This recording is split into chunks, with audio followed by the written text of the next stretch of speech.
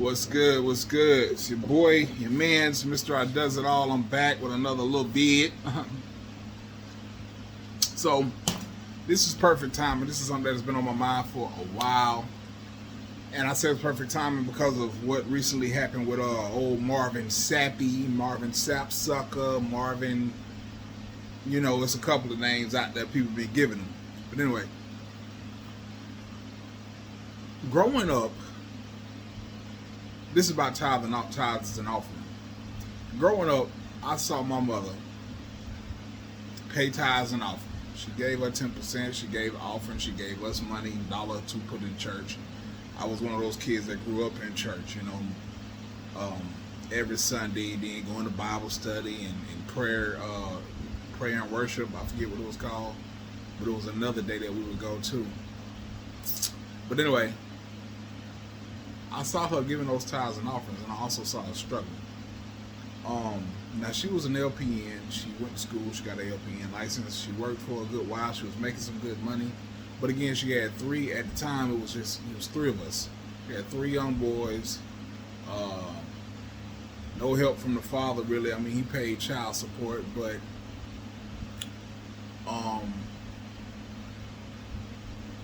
that wasn't. I mean, he paid child support. Let's put it that way. But otherwise, he wasn't helping, not financially.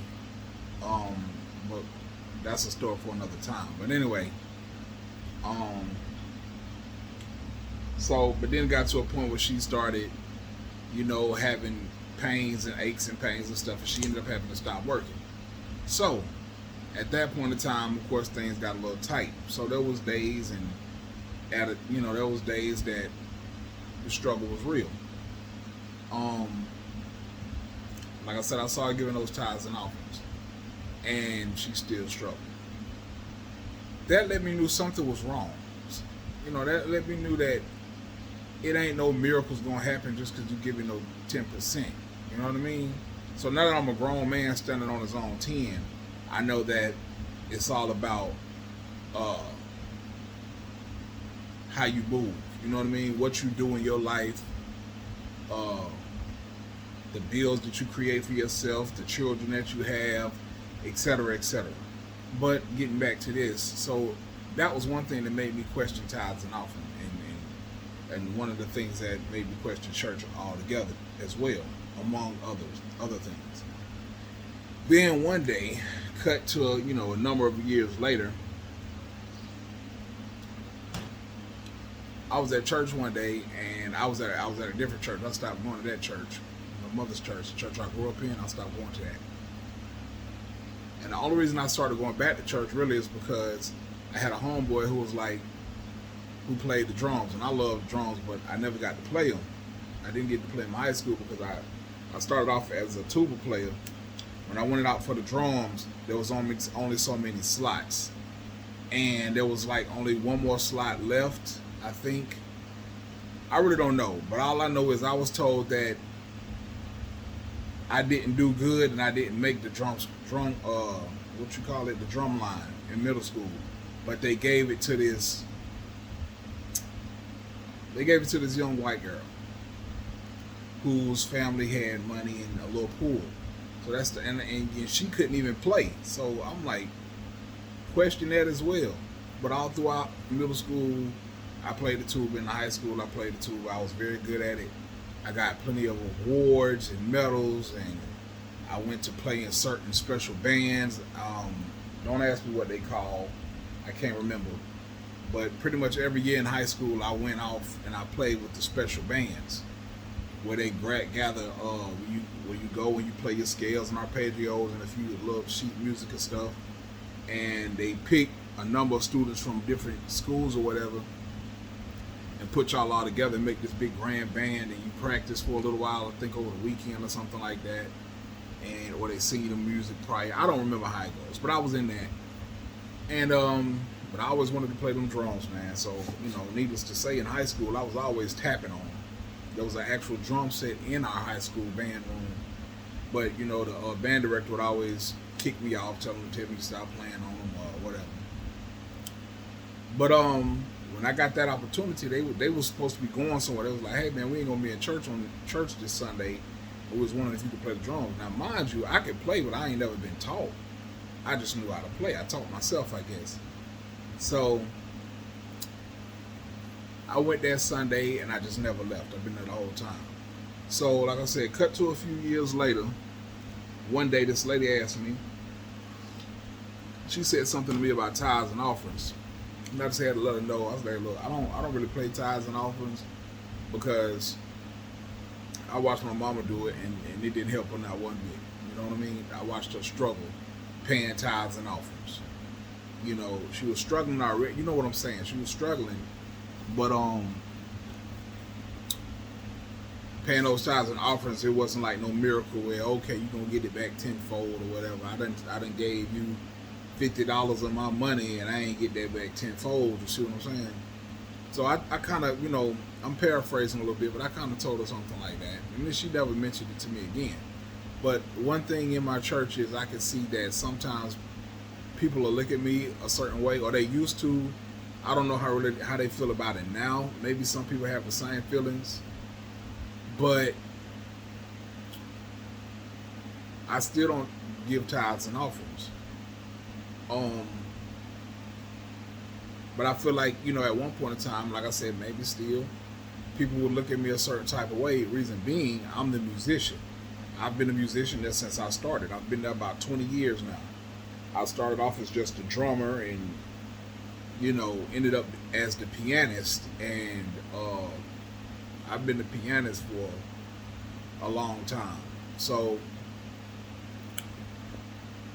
I guess some people feel like, oh, since we're paying you to play the piano, you should be giving tithes and offerings, right?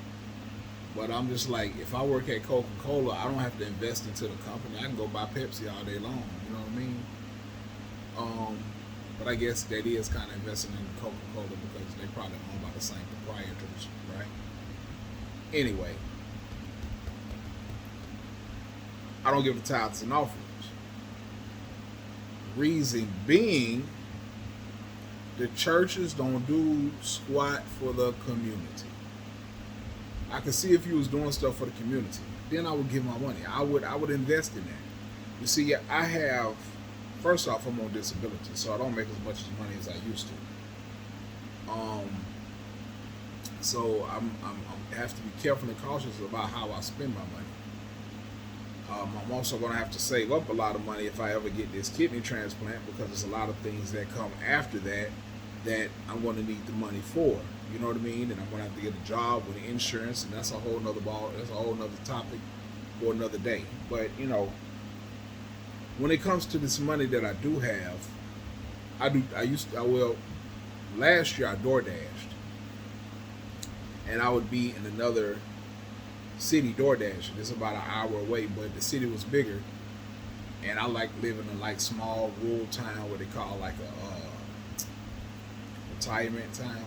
But the city over is a bigger city, more busy, and you're making money the whole time you're dashing. You know what I mean? There's no, as long as you got you dashing, you're making money. You getting dashes.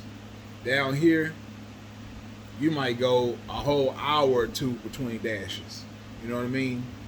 So now that you got that picture in your head, while I'm down there, being that the city is a lot bigger, they also have a lot more people, and they have a lot of homeless. So when I'm pulling up to the stoplights and whatever, and I see the homeless sitting out there, I give them the money.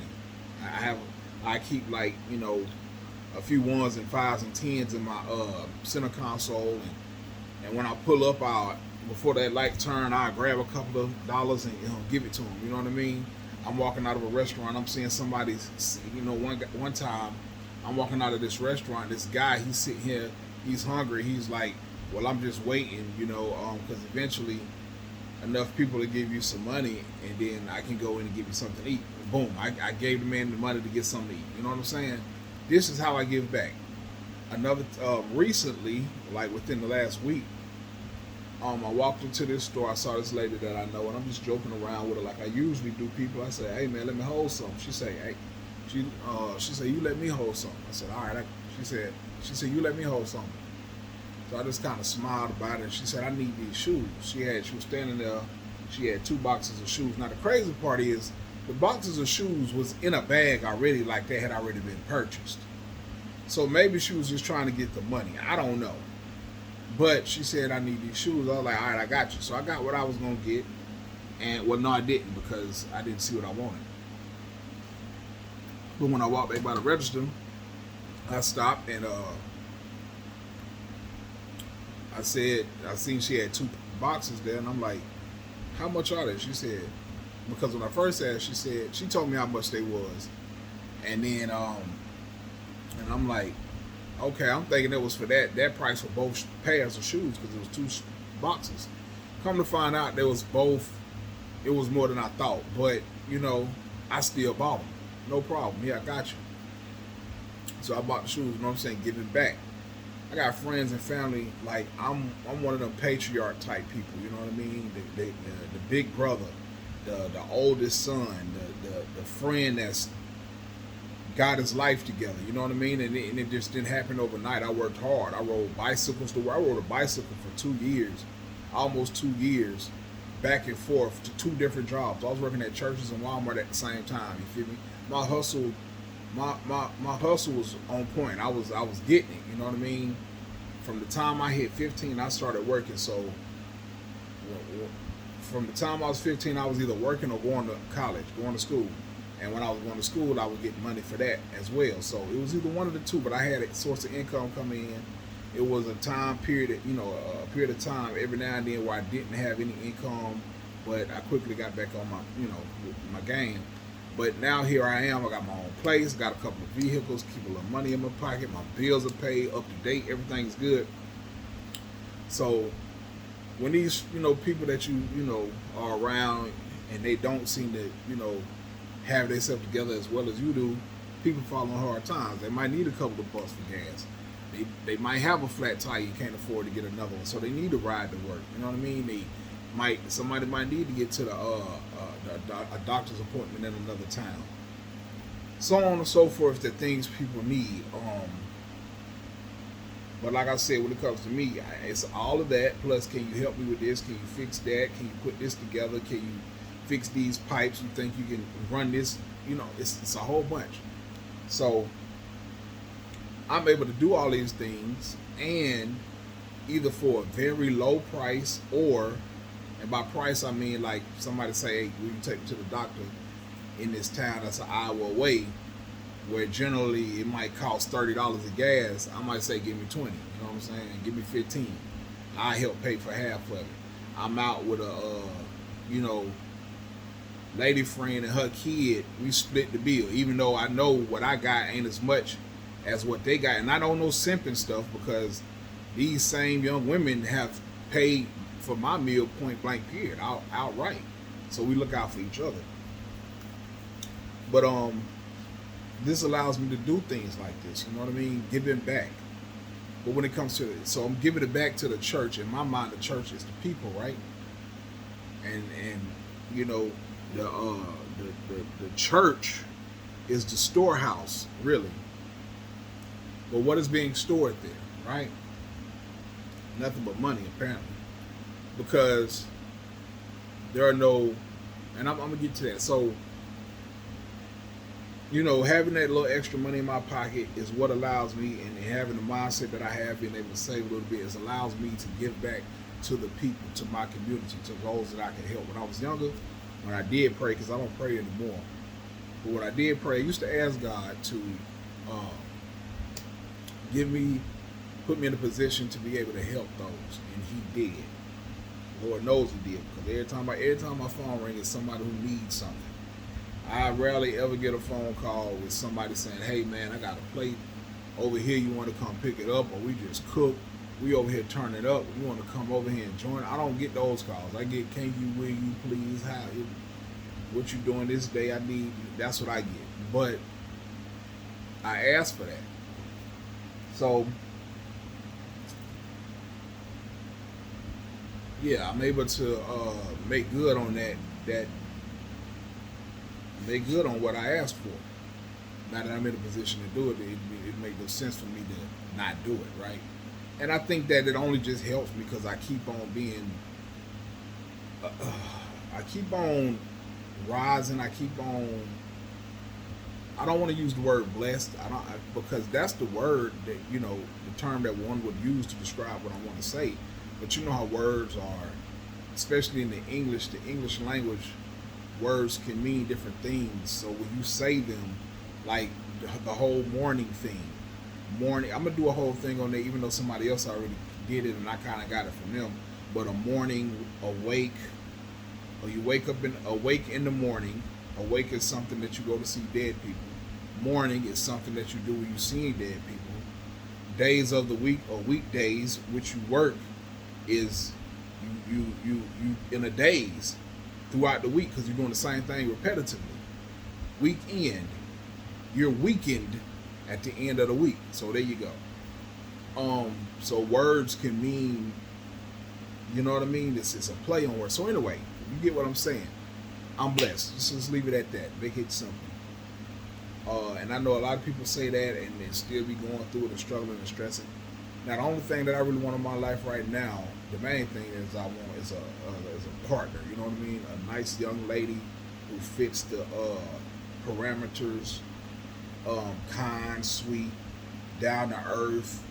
I can have a conversation with.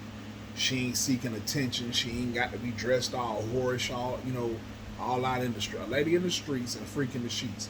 She ain't got to be dressed all whorish. She likes to cook. She likes to help out.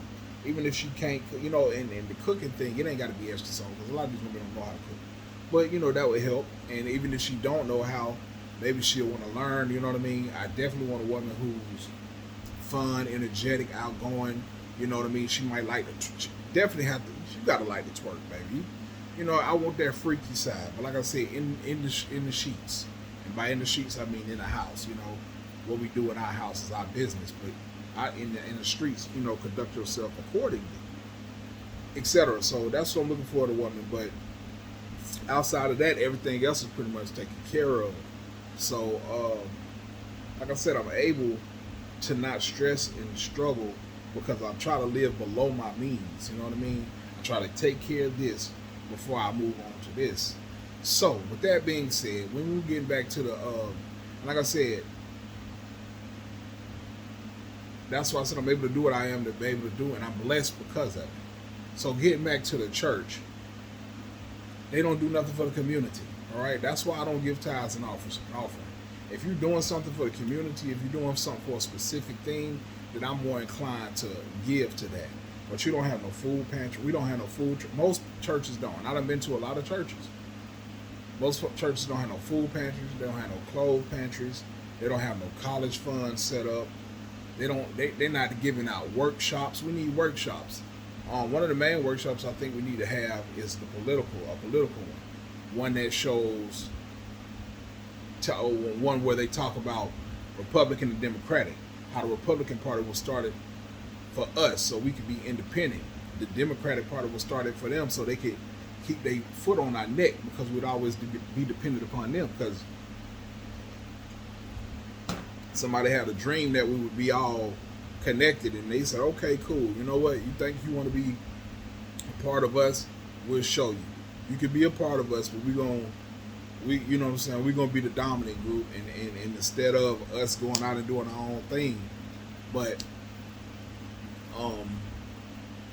they don't have no workshops, and I think we need workshops on political views, what this Republican Party got planned, what this Democratic Party got planned, what they're really about, and how they really just birds of the same feather. But then again, you have to be careful with mainstream media because they'll paint people in a certain light. So that's a whole different thing. That's a whole different subject. As far as you don't know who is who and what is what. I see what they're saying about Trump, but at the end of the day, a lot of the things that you see him doing, I don't know, man. I'm not a political person, so I couldn't tell you. I hear good things and I hear bad things. I hear mixed opinions about it. But I hear a lot of facts that, are inducive of helping the black people. So anyway, But there's no workshops on that. We need workshops on teaching people how to be in finances, you know what I mean? Maybe get into some stocks and bonds. You got people who know, older generations who know how to do woodworking. Get some workshops on that. Get people together and say, hey, sister so and so needed a ramp built, and if we can get the materials donated, we're gonna build her a ramp. We're gonna do a workshop and show y'all how to do that. You know what I'm saying? Give y'all a little lesson on how to build ramps and build stuff. You know what I mean? Small stuff. Maybe I don't know, just some workshops. You know what I mean? There's none of that. I know our church and most churches that I know don't have no after school programs. They don't got no computers in there. They don't got no computers in the facility. They ain't feeding children during. And I'm not just children, people. If a grown person, if you giving out, food during the summertime, sack lunches, and a grown person come up to you and they want a sack lunch, they get one too. You know what I mean? It ain't just for the children. But if that's what you wanted to be, then that's fine too, I guess. But everybody needs to eat. I mean, it's for the church, so people fall by the wayside all the time, and they ain't got themselves together. But that don't mean that they ain't hungry. So you know what I mean? Have some community luncheons, where one Saturday or Sunday after church, you cut church short early, and you grilling up burgers and dogs, and you telling the community to come and donate. This is one of the ideas that I had, that a church take up money for a college fund, right? And all the college graduates, the high school graduates that attend church for a certain percentage of the year are able to participate in this. So if they're going to graduate, let's just say you raise $10,000, right? And you got 5 students. Each student get $2,000, and that's the cap, $2,000. But if you got raised $10,000 and you only got 2 graduates, you still get them $2,000, and the rest of it go back into the fund. You know what I mean? And then, or if you got raised $10,000, but you got 15 graduates, then you divide the $10,000 up amongst the 15. You see what I'm saying? And I feel like that'll be an incentive to get the younger generation in there. It'll also help them out. So the church isn't doing any of these things, man. They ain't keeping them doors open all day. Most of the time you go to the church, ain't nobody standing outside, or it's a deacon. Where the pastor at? Get the pastor out there. Shake hands. How you doing, brother? It's good to see you. Oh, Miss Ann, how you doing? I'm so glad for you to be here today. You seen somebody in Walmart. You told them about the church. You invited them in. They came. Oh, Sean, you came. I'm so happy to see you. Is this your family? How y'all doing? Oh, y'all all look so wonderful. I'm so glad to see you. You shaking hands. You kissing babies. You loving the people. You see what I'm saying? It ain't got to be so. It's so commercialized. You come. You do Sunday school. It's over. People fellowship a little bit. Pastors and them, they go to their study. Then you get the devotion going. You do some devotion. You do some sing. You do some singing. You do some devotion. You do another song. You do the pastor come. It's always commercial. It's the same thing every single time. You know what I mean? And like I said, the doors should be open. Somebody should be there, and I know people ain't just, especially in this little small town, people ain't just coming up to the church like that anyway, so it might be a waste of time. But, it's something that draws the community in, because the community, I'm millennial, so people my age group, they started to fall away from the church, because the Gen X, which was my mother's group, they would church us to death. You know what I mean? So by the time we got of age, we was like, we done with it. So by the time we grew up, and then our children, and then we have children, and they grow up, they ain't in it whatsoever, really. So now I don't really believe in the church being the place to go ultimately get salvation for your soul, I think that's something that you have to find within. You know what I mean? By treating people right, by loving, by doing the right thing, setting your life up in a way that you can move freely to enjoy life in a positive way. So you ain't stressed out, struggling, doing things that aren't godly. You know what I mean? You got to drink every weekend and feel something, smoke, turn, whatever people do nowadays. So, but I do think it's a good place to go to get started. You know what I mean? Go to find to get an idea of what spirituality could be, and then you have to. It's like a stepping stone. It's like the gateway. You go there, you figure out. You know, unless you figure it out by other means. But for a lot of people, if they go and they start paying attention, they say, I don't know. I feel like I need to go further. I feel like I'm not getting what I really need here. And they have to dive deeper into, themselves or look further, into other avenues such as the internet, other I don't know. But what I'm saying is, if you do go, I think it would be a lot better. We could be a lot more spiritually aware, a better, stronger community of people if the churches did more for the people and brought them in. But you also have to have a strong preacher, a strong-minded preacher who know that the Bible was altered, books were taken out, but for decades now, you've had preachers preaching the same scriptures over and over and over and over again. You know what I mean? How about you go find some of them lost books? How about you you be the pastor that do your due diligence to find all the lost books that you can to put it together, so you can give the people a better picture of what may have taken place all those years ago. Scrolls, tablets, documents, whatever that you can get your hands on. You know what I mean? But nowadays, these preachers, they open the book, they find a scripture, they make a sermon off of it, they come to church, they preach it, they get a check, they go home, and they live their everyday life. And that's the cycle. And people see that. This ain't the 60s no more. This ain't the 70s, 80s. You know what I mean? It's not the 50s.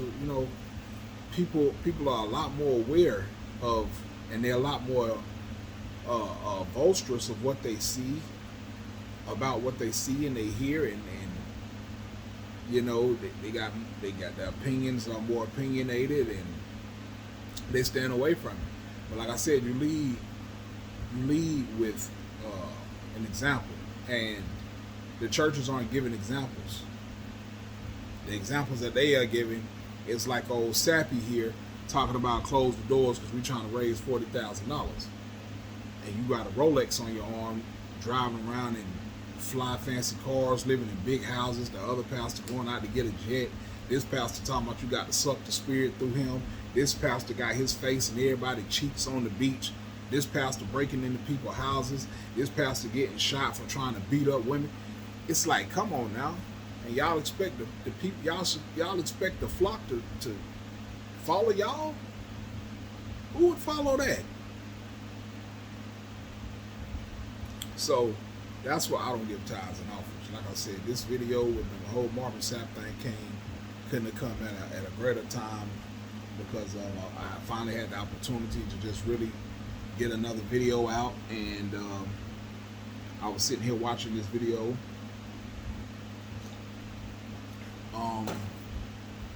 and I decided to make one of my own about the topic. So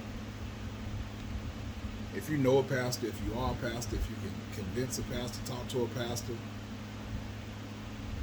let it be known to them. Maybe they could be the catalyst that drives forward a new era when it comes to churching and church life. You know what I mean?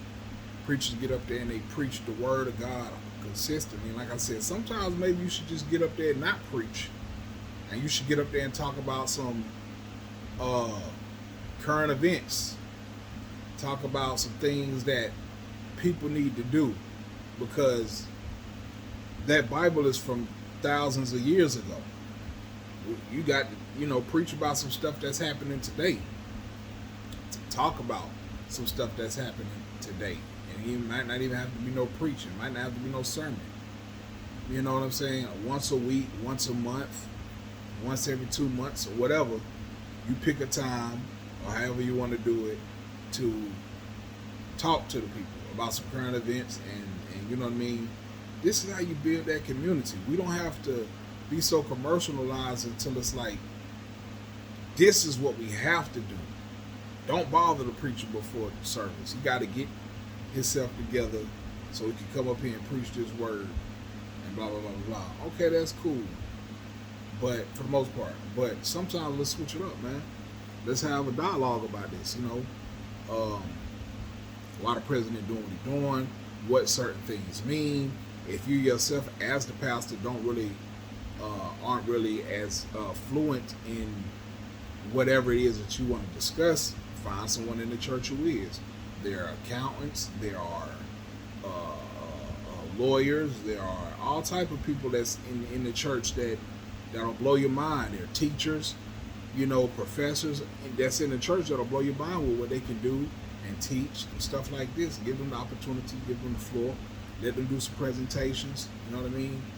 And bring the children in so our children can be up on game instead of out running around, ratchet, pants hanging off their behinds, the young ladies out here dressed like whores, you know what I mean? Think about what they used to call them young women back in the day. Harlots and women of the night and home wreckers and strumpets and whores and so on and so forth. This is how our young women are dressed nowadays, and they got the attitude to match. All of that, man, come on. And the young men, they don't know how to do nothing. They don't know how to cut a yard. They don't know how to sweep the back porch. They don't know how to cook. They don't know how to clean. They don't know how to wash clothes. They don't know how to fix a pipe. They don't know how to fix a small engine. They don't know how to put on a water pump. They don't know how to change oil. They don't know how to put on a belt. They don't know how to change a battery, man. It's just bad what they don't know how to do. And part of that is the millennials' fault, because they fail because everything came so fast, from our Gen Z, from our parents' era to our era. You had cell phones, Blu-rays, you know what I mean, Xbox Ones, PS5s, all of this stuff just came, giving you more of a distraction. YouTube, all the other social media platforms, all this different stuff came and kind of, what's the word I'm looking for? When you distracted came and distracted us and got us off our game. The price of gas and everything else went up, so now people are working harder, trying to make ends meet. A lot more people going to jail for different things. A lot of stuff happened, and the younger generation, they kind of it first kind of happened back then with the crack era, and it was just all downhill from there. We need to pick it back up, man. We need to break that chain, break every chain, and start over again. So, yeah, man, when it comes to them tithes and offerings, be careful where you invest in your money. Ain't nothing wrong with giving tithes and offerings. Just make sure you know where you're doing it. You're giving it to the homeless.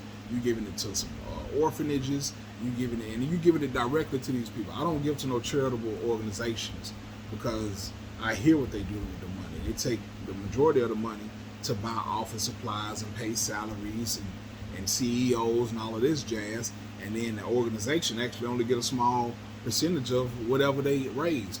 So, like I said, give your money directly to the people. Go to an orphanage. Say, how you doing today, ma'am?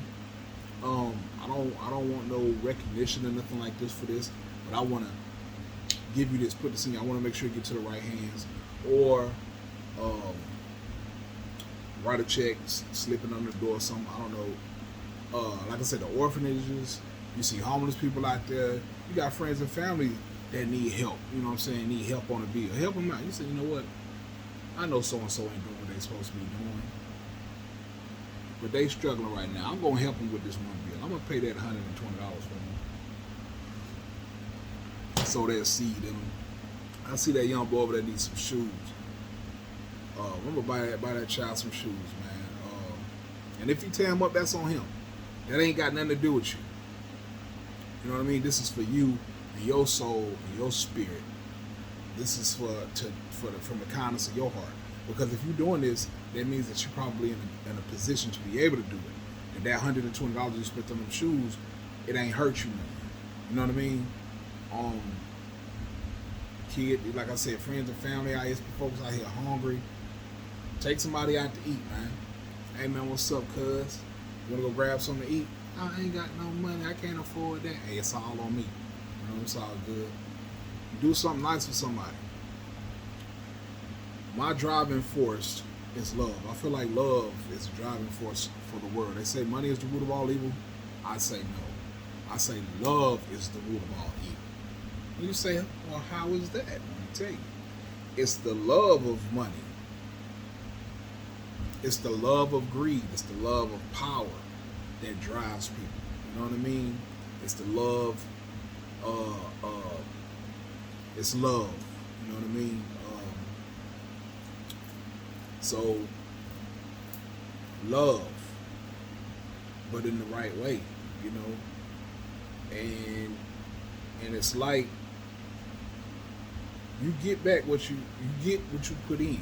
You know what I mean? Now, I ain't saying just go out there and be stupid, be foolish, and put your love in the wrong things and in the wrong people. You got to feed people with long-handled spoons, but do it genuinely from love. You know what I mean? Like I said, all the people that come to me, can I borrow this?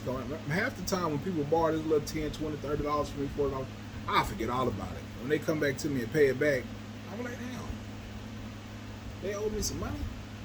Okay, cool. And sometimes I might be like, nah, just keep it, depending on the situation. Sometimes I'll be like, all right, appreciate it.